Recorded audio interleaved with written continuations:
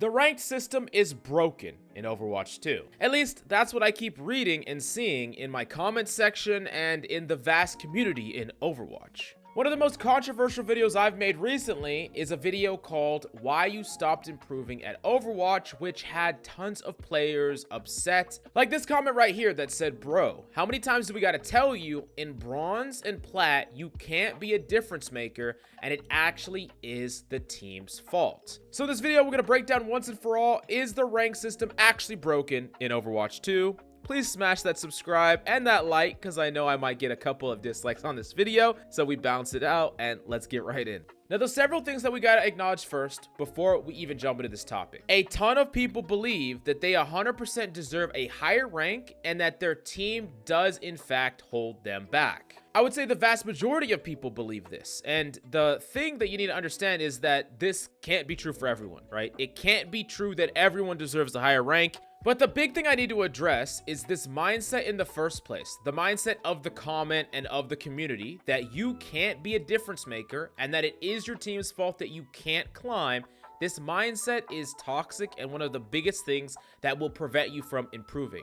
And how do I know that that's true? I used to have this exact same mindset. This is actually why I was hard stuck for so long. I did not improve and I was frustrated with my teammates. I was frustrated with the game and I blamed everything but myself. I'm not like those streamers or even coaches that started out absolutely cracked at games, that have been good at games their entire life and picked up Overwatch and it was easy for them.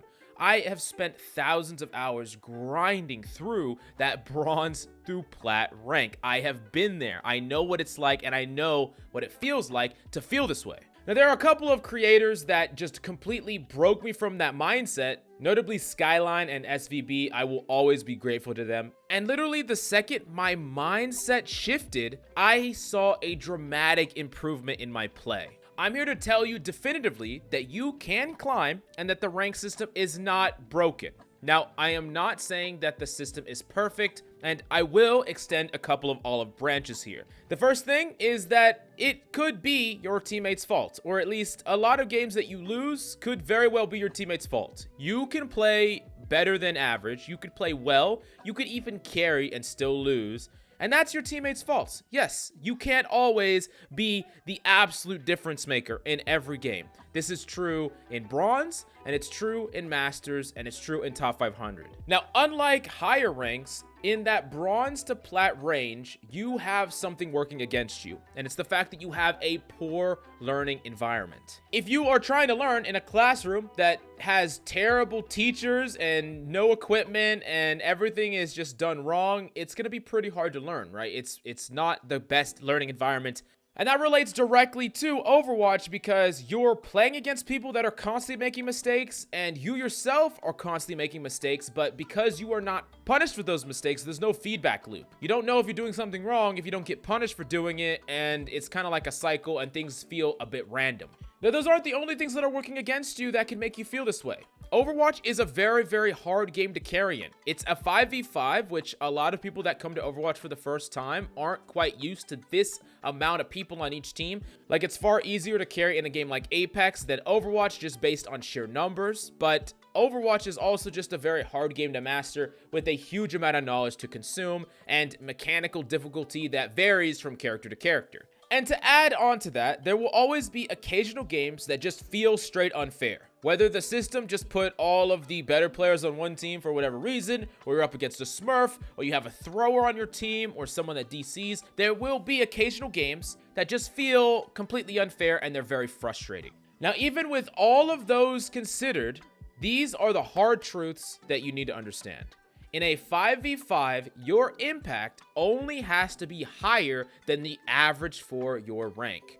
You do not have to be hard carrying every game, but it is important that you understand that the less impact, more than average you have, the more games you will have to play. So let's say on both teams, every single player has an impact score from 1 to 10. 1 being like they're playing like an absolute bot, and 10, they're playing like a freaking god smurf. And you're somewhere in between, but the average for your rank is 5 for each person, which would be 25 for each team. Now, if on average you are a 6 in impact, which is only one more impact score than a 5, but it is more, over enough games, you will climb. You are someone that is going to contribute to more wins overall, and you will climb after enough games. But realize, because how the math works, that is going to take a lot of games. So that's something that happens to a lot of people. They do play above average. They do have worse teammates than them, and they are making a high impact, but they just haven't played enough games to see that success actually fulfilled.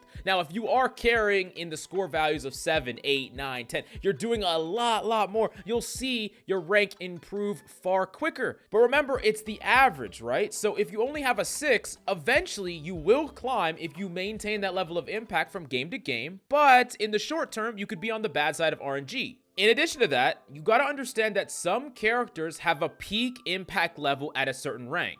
I would say that if we talk about that 1 to 10 impact level, if you are a god tier Genji, you could have like a 10 impact level hypothetically. But if you are in bronze as a god tier Mercy, there is a limit to the impact level you can have. Now, can you be above average? Absolutely. But if you dropped a top 500 Genji in bronze and a top 500 Mercy in bronze, the Mercy would carry, but the Genji could literally completely solo. Now, as people do their jobs more and things actually fall into place, the Mercy could definitely carry harder than that Genji potentially, but you have to understand that certain ranks favor certain types of characters with certain types of impact. I will revisit this concept in a second so that you know what type of characters those are so that you can climb the easiest. Now, another question that comes up to me is, how do I become good if I have these terrible learning conditions? Like, I don't know how to improve. I play the game and it feels like this game isn't even real. How am I supposed to get better? Well, there's several things that you should do. The first thing that you could do is work on things that don't have to be done in the game environment. So a great example of this is mechanical skill, which actually has a huge return. The lower in rank you go, the more and more your mechanical skill can carry, and you can work on that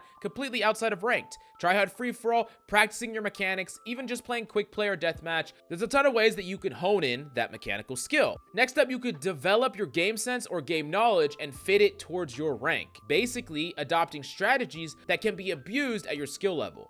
There are heroes and strategies that require less teamwork, more emphasis on mechanical skill or individual play, and give you a higher amount of carry potential in the low-ranked or chaotic environment. Like, as an example, when I would place a new account in Overwatch 1, I would often play Tracer all the way up to the Master's rank, even when Brig was meta, because I felt like I had the most effect over my games. But then, once I hit that Master's threshold, players started adopting Brig, people win a lot of counter Tracer picks, and I wanted to swap to something that was more meta. So I am changing what I'm picking dependent on my own personal skill and how I'm going to be able to carry a certain game at a certain rank. A great example of this is D.Va, where D.Va's power really comes from the fact that she can peel and save her teammates, but when we talk about the lower in rank you go, it might be better for you to focus on instead trying to find pickoffs and get offensive power rather than trying to save your teammates, because you're trying to rely more on yourself and enable your own playmaking.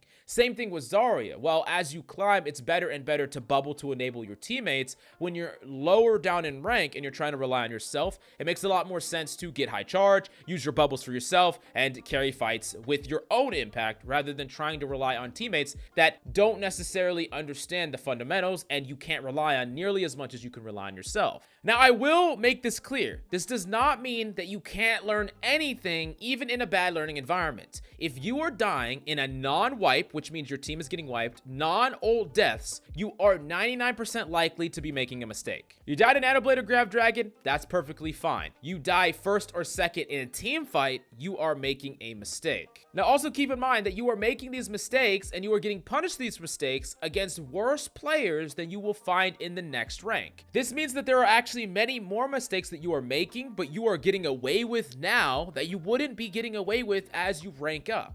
This is why the argument for someone that is in a certain rank to say they deserve multiple ranks above where they currently are doesn't make any sense because you don't even know what you would get punished for at the next rank in the next tier of player. And just because you're dropping a 40 bomb in one rank does not mean you would even drop a 40 bomb in the immediate next rank up. Sometimes the difference between you popping off and dropping a 40 bomb or doing nothing is just one player punishing you from one mistake you keep making in a game. Now, to be sympathetic here, I understand that it is frustrating to have to learn in that kind of environment, but it is important for you to understand that you are still being taught something. And if you are making very few mistakes, if any, you will climb 100%. Now, you might not take my word for it, you might not agree with me, so I'm gonna do something on this channel. If anyone is confident that they are not the reason that they are in their rank, that it's actually their teammates' fault or the rank system is working against you, comment 2 VOD losses with your rank and in-game name, and I will make a video on this channel to show you that it's simply not true, not for anyone, assuming that you've actually played enough games for you to get to that rank that you quote-unquote deserve. Now, this mindset is the worst thing that has infiltrated the Overwatch community, and it was rampant in Overwatch 1 as well. And if you don't move on from this, you will never climb and you'll never take personal responsibility for your wins and losses. So this is my new mission. I'm going to turn it into a series if we get some actual input and some interesting VODs. But let me know if you have any questions down below, and please smash that like and subscribe. I know I need it because I'm probably going to get some hate in this video, but I only want to help. Thank you so much for coming by, and I'll see you next time.